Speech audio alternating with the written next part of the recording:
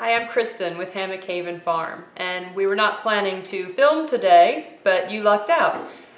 Today we're going to do cup cheese, which is an Amish Mennonite recipe. It's kind of like cheese dip. It's easy, it's delicious. So I don't have the beginning steps of this film because, like I said, I wasn't planning to film today, but I'll go over how I did it, and it's a lot like doing chev. So if you need to go back and look at my chev video, you get all the early steps for doing this one. My plan actually for today was to go to the DMV and get my driver's license renewed. And so I had my birth certificate and my passport and my social security card and a utility bill and my marriage license and my 7th grade report card and my firstborn all loaded up in the car to go. And we made it down to the DMV, and they're closed on Mondays. So since I'm not going to waste a day with my hair done and my makeup done, here we are. Enough of that. So what I have done is I've taken a gallon of milk. We're going to use this recipe here from cheesemaking.com, and I'll link this down in the description. I took a gallon of our raw goat milk, and I used one of their little buttermilk packets to culture it. You can use about 1/8 of a teaspoon of MM100 mesophilic culture. That would do the same thing. I just like the little buttermilk packet for something different. I mixed 2 drops of rennet in about 1/4 cup of water, heated the milk to 72 degrees, stirred in all that stuff, and left it overnight. So it's been about 18 hours sitting here at room temperature. Now, as you see in here, it's formed a curd down in there. And I'm going to cut these curds into 1/2-inch pieces, roughly. And then we're going to slowly raise the temperature to 115 degrees.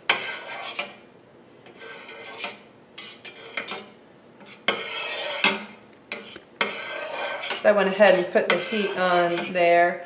And I'm not going to stir it up too much at first. I don't want to break the curd up too much to start off with, but this curd is very soft and is going to break up as you cook it down, and that's okay. You can kind of just pour the whole bit of it into your cheesecloth on the next step and it'll be fine. Did you see the curds there? I'm just going to do my horizontal cut.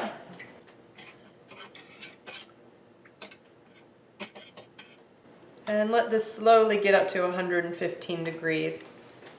115 degrees now, and you can see that these curds really break up a lot. That's normal. That's how this always works. So instead of trying to ladle all these curds out into my cheesecloth, I'm going to just dump the whole pot, which means I might have to dump half of it and then let it drain some and dump the other half. I have a colander lined with cheesecloth over here, and I'm going to move it over here to drain it. But I'm just going to pour these curds. You're supposed to let it drain for 12 hours. It's 2:30 in the afternoon right now, so 12 hours is going to be 2:30 in the morning. I was up at 2:30 in the morning last night with my dog barking at a raccoon or a fox or something out there, and I don't really want to be up at 2:30 in the morning tonight.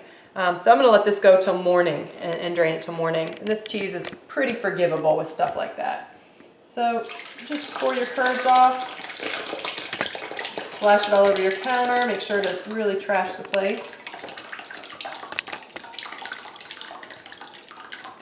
All right, I'm going to let some of the whey drain off of that, and then I'll come back and pour the rest off. I real quick want to show you, it's been about 4 hours, just how this curd mass has drained down. You see it's got a nice smooth texture to it. So we want most of this moisture gone out of here. I'm just going to continue to let this sit in this colander overnight, and in the morning we're going to add the soda to it and go on to the next step. I let this sit overnight. Now it's time to add the butter and the soda to this curd. So let me dump this into our bowl. I already dumped the whey out of that bowl. Let me get this out of the way here. Now we add 1/2 teaspoon of baking soda and 3 tablespoons of softened butter. Let's see, 1, 2, it's about that much. And stir this up, and this needs to set for another 5 hours approximately. And during this time, you're going to see that baking soda start to kind of melt the curd in a way. You'll see a change. And sometimes it takes a little more than 5 hours, and sometimes you need a little more baking soda for it. But you'll see what it means. We'll show you in a few hours what it's doing here. So stir all that in real well, and then let it sit. See you in a bit. This has been sitting here for a few hours, and I know I told you I'd show you as it kind of melts down in between, but we got busy today and weren't home.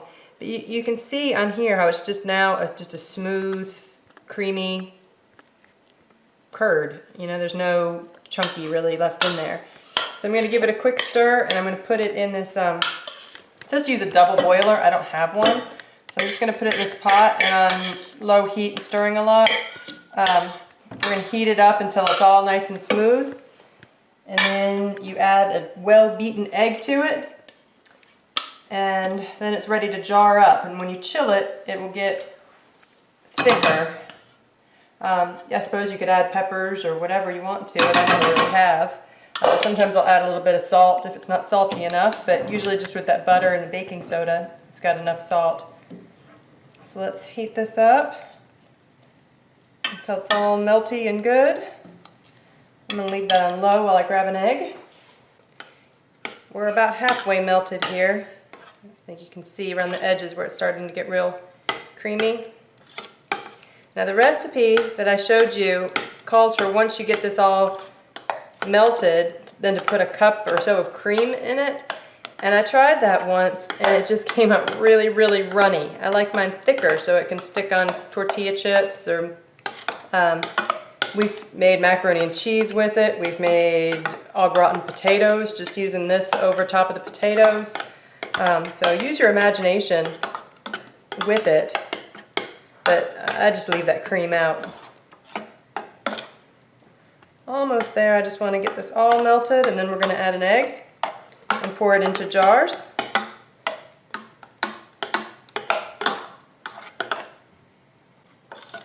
There are a couple little chunks still in there. I want to make sure it melted out.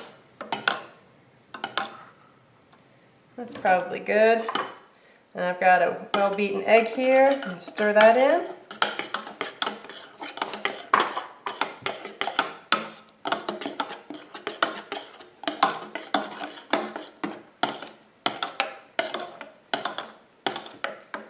Like I said, this is going to set up as it cools. It's hot right now, and when it's refrigerated, it's going to set up even more. Be right back when we get this in jars. And it's the next day. This has had a chance to chill overnight. You see how nice and thick that's gotten.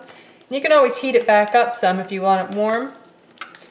And my son ate all my tortilla chips, so we've got to try this on a pita chip. But good stuff right there. Definitely. You guys are always watching me chew. Thank you for watching. I hope you enjoyed the video. Please take time to subscribe if you enjoyed our videos, and hit that little bell to get alerts when we release new ones. Thank you very much, and y'all have a good day.